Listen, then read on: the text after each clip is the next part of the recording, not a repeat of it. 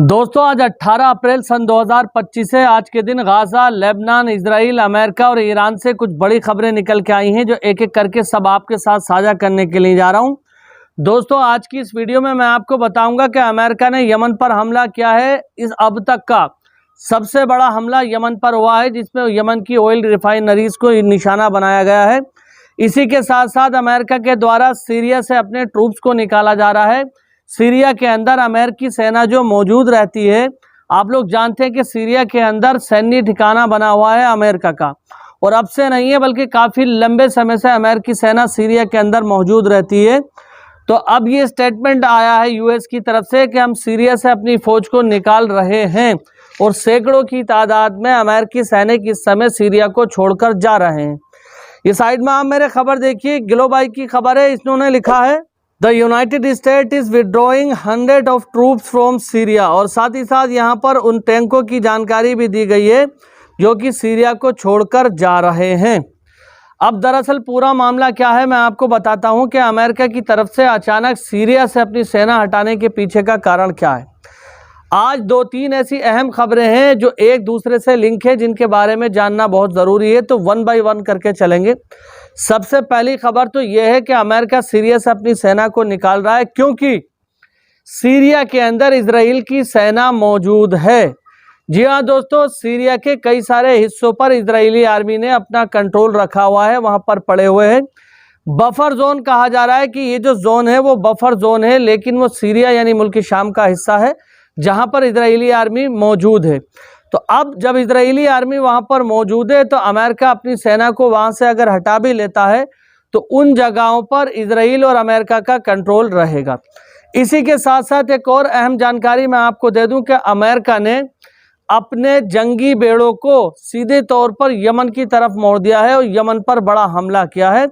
अमेरिकी सेना के जंगी बेड़ों को जब रिफ्यूल करने की ज़रूरत पड़ी, आप लोग जानते हैं कि कोई भी नाव हो, कोई भी एयरक्राफ्ट हो, उसके अंदर एक सीमा तक फ्यूल होता है यानी पेट्रोल होता है। जब वो अपनी अधिकतम ऊंचाई तक, अपने अधिकतम दूरी तक उड़ लेता है तो उसको फिर रिफ्यूल करने की ज़रूरत पड़ती है। ऐसे में अमेरिका के एयरक्राफ्ट और जंगी बेड़े, नेवी के जो भी जहाज़ होते हैं, उनको जब रिफ्यूल करने की ज़रूरत पड़ी तो ओमान से सहायता मांगी गई। ये कहा गया कि ओमान से इनमें रिफ्यूलिंग की जाएगी, लेकिन ओमान ने सीधे तौर पर यूएस के एयरक्राफ्ट कैरियर को और यूएस नेवी के बेड़ों को रिफ्यूल करने से मना कर दिया है। उसने कहा है कि हम अपने ज़मीन का इस्तेमाल अमेरिका या ब्रिटेन को करने नहीं देंगे।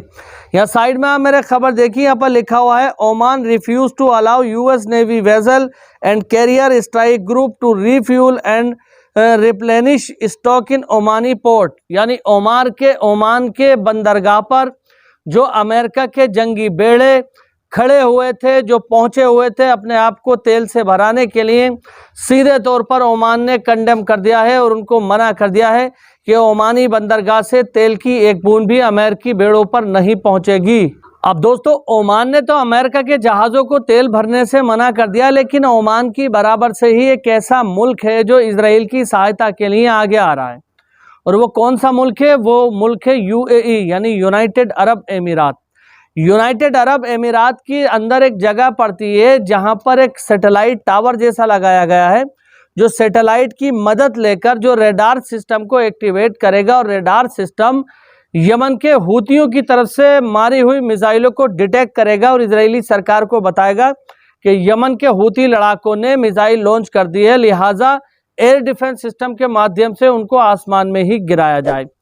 ये खबर आप मेरे साइड में देख सकते हैं। हिब्रू मीडिया ने इस बात को, यानी इजरायली मीडिया के अंदर ये खबर चल रही है, उसने यूनाइटेड अरब एमिरात यानी दुबई का बहुत शुक्रिया अदा किया है और ये कहा है कि सोमालिया के एरिया में रेडार सिस्टम लगाने के लिए यूएई यूनाइटेड अरब एमिरात ने जो मदद की है इजराइल की, उसके लिए इजराइल यूनाइटेड अरब एमिरात का बहुत बहुत धन्यवाद अदा करता है, और अब यमन से आने वाली मिसाइलों का सामना किया जा सकेगा। यानी सीधे तौर पर अगर मैं कहूँ तो सऊदी अरब और यूएई ये इजराइल की मदद कर रहे हैं, जबकि ओमान, ईरान और यमन, लेबनान, ये वाले जो देश हैं इनका अलग अलायंस है। ये लगातार इजरायली आर्मी के खिलाफ काम कर रहे हैं। तो अब सीधे तौर पर एक हफ्ते के अंदर मैं आंकड़े आपको दूं तो सऊदी अरब की तरफ से 2 बार यमन पर हमला किया जा चुका है और यूएई की तरफ से मिलिट्री की मदद के तौर पर रेडार सिस्टम लगाने में मदद की गई है। इसी के साथ साथ आपको बता दूं ये सब कुछ हो क्यों रहा है। ये सब कुछ इसलिए हो रहा है कि बार बार अमेरिका और ब्रिटेन की आर्मी लगातार यमन के ऊपर एयर स्ट्राइक कर रही है और यमन के हूती लड़ाकों को पीछे हटने का आदेश दे रही है। अमेरिकी आदेश के बाद भी यमन के हूती लड़ाके पीछे हटने को तैयार नहीं है, जिसके बदले में जिसकी जवाबी कार्रवाई करते हुए अमेरिका यमन पर लगातार एयर स्ट्राइक कर रहा है। आज अमेरिकी सेना की तरफ से, वायु सेना की तरफ से जो हमले किए गए हैं उसमें यमन को काफ़ी नुकसान हुआ है।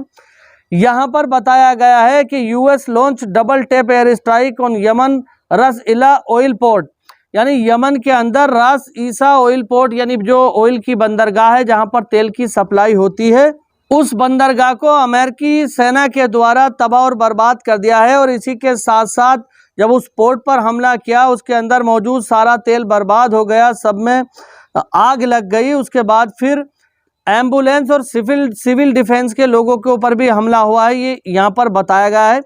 टोटल आंकड़े इन्होंने दिए हैं कि 38 लोग मारे जा चुके हैं और 102 लोग घायल हैं। अभी तक अमेरिका की तरफ से इतना बड़ा हमला नहीं किया गया था जितना बड़ा हमला आज यानी 18 अप्रैल को किया गया है। अमेरिकी हमले में यमन के पोर्ट बंदरगाह तो तबाह हुए ही हैं, इसी के साथ साथ 36 लोग मारे जा चुके हैं, 102 लोग घायल हो चुके हैं और एक बड़े एरिया को आग ने अपनी चपेट में ले लिया है।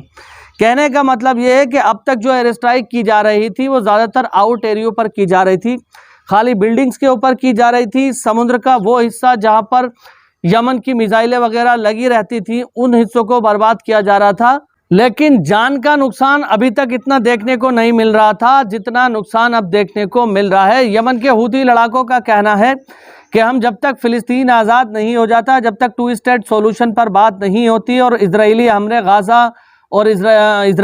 गाज़ा और फ़िलिस्तीन में होना बंद नहीं हो जाते, तब तक यमन की तरफ से लगातार हमले होते रहेंगे। और यमन गाज़ा और फ़िलिस्तीन की समर्थन में हमले कर रहा है।